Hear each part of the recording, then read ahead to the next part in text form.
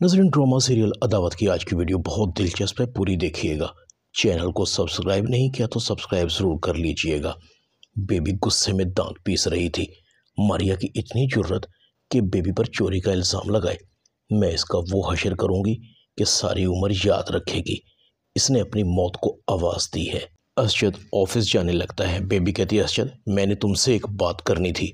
मैं आज मॉल गई थी, वहाँ कुछ लड़कियाँ लाइन में लगी खड़ी थी और उन्हीं में अंबर भी थी। मैंने जब उनसे पूछा तो वहाँ असिस्टेंट मैनेजर की पोस्ट के लिए इंटरव्यू हो रहे थे और अंबर भी इसी पोस्ट का इंटरव्यू देने के लिए आई हुई थी। तुम ऐसा क्यों नहीं करते असजद, अंबर को अपने ऑफिस में ही जॉब दे दो ताकि अंबर के लिए इस मुश्किल घड़ी में हम भी कुछ कर सकें। वहाँ तुम्हारे ऑफिस में रहेगी तो कम से कम सिक्योर तो रहेगी ना। असजद कहता है, अंबर जॉब के लिए गई थी, मैं कुछ करता हूँ उसके लिए। बेबी की नज़रें मारिया पर थी। मारिया का चेहरा अंबर का नाम सुनते ही उदास हो जाता है। बेबी दिल ही दिल में कहती है, मारिया बेगम मैं देख रही हूँ तुम्हें, मेरी ये बात अच्छी नहीं लगी। तुम्हारा एक रंग आ रहा है और दूसरा जा रहा है। अब पड़ेगा पेचा। जब दो दीवाने होंगे एक साथ तो फिर तुम्हें इस घर से निकालना मेरे लिए और भी आसान हो जाएगा।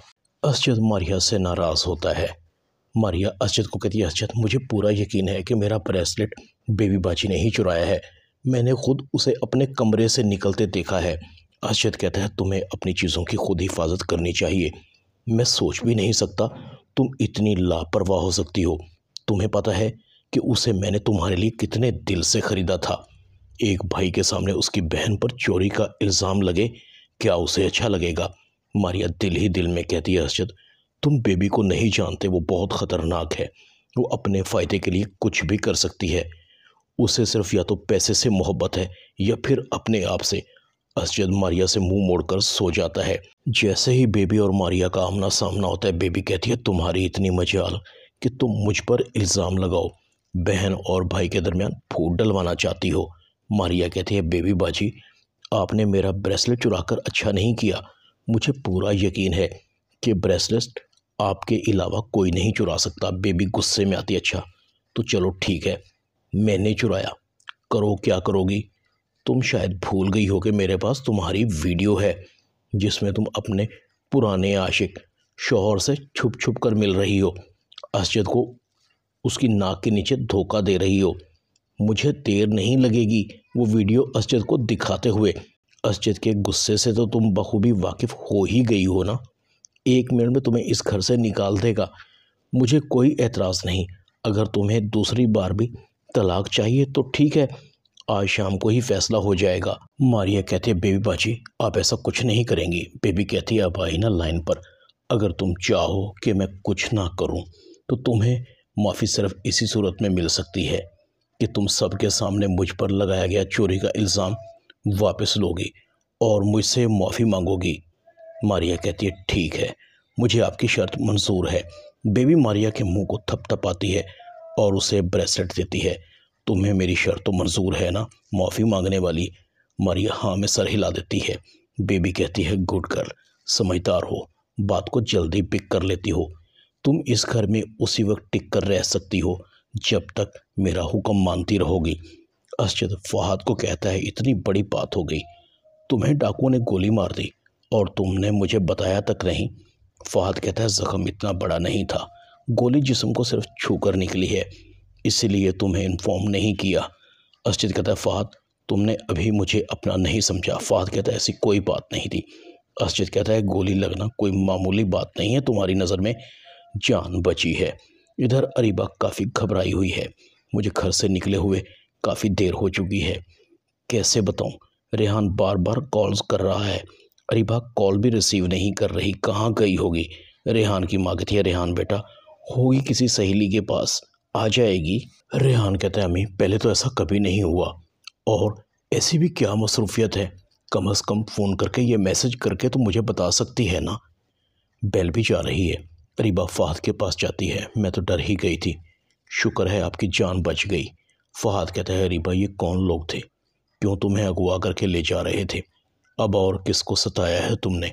अरीबा कहती है, नहीं ऐसा नहीं है, मैं उन लोगों को नहीं जानती कि मुझे अगवा करने के पीछे किन लोगों का हाथ है। फहद मैं तुमसे रिक्वेस्ट करती हूँ प्लीज़ ये बात तुम किसी को मत बताना। अरीबा सोच रही थी ज़रूर ये अहमद ने ही किया है, उसी ने अगवा करने के लिए गुंडे भेजे होंगे, वो मुझसे बदला लेना चाहता है। मैंने जो उसका पोल उसकी बीवी के सामने खोल दिया था। अरीबा बड़ी परेशान हालत में घर पहुंचती है। रेहान कहता है कहाँ रह गई थी? अरीबा कब से गई हुई हो तुम? कब से तुम्हें कॉल्स और मैसेज कर रहा हूँ, कम से कम जवाब तो दे सकती थी।